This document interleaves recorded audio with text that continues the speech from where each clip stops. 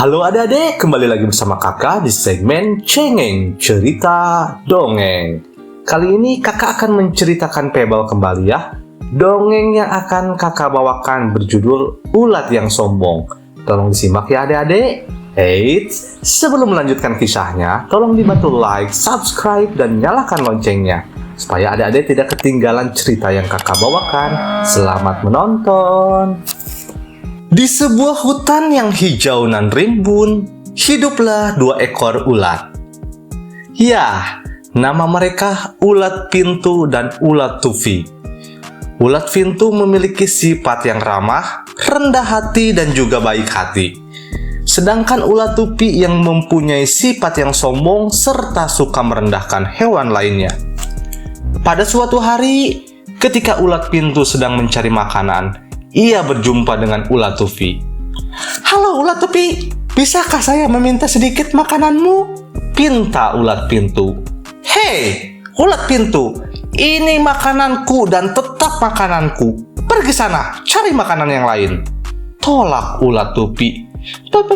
"Baiklah." Ulat Pintu menunduk dan berlalu pergi. Kemudian di suatu hari akan diadakan sebuah pesta yang besar di hutan.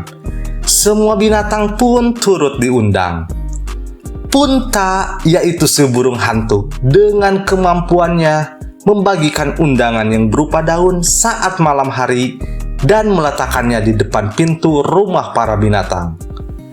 Keesokan harinya terdengar teriakan dari para binatang. "Meong, asik! Pasti di sana ada banyak makanan. Saya bisa makan sepuasnya," sahut Katy si anak kucing.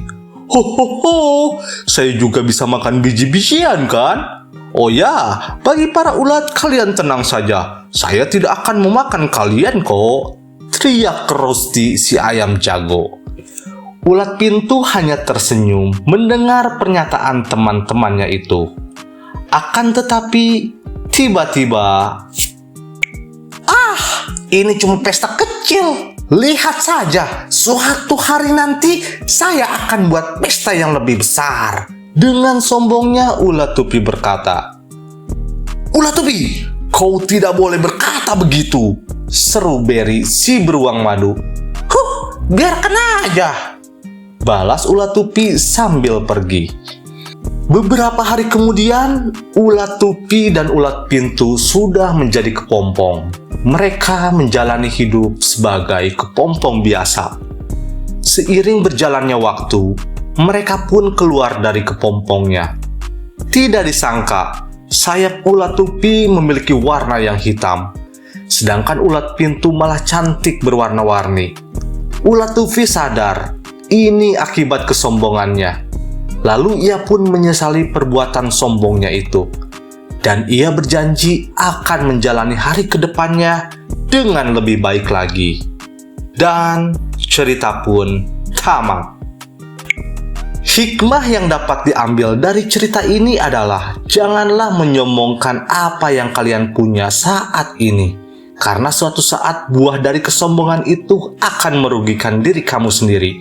Contohlah akar pohon. Dia tidak pernah menyombongkan dirinya kalau dirinya sangat kuat sehingga bisa menopang batang pohon, ranting, dan dedaunan.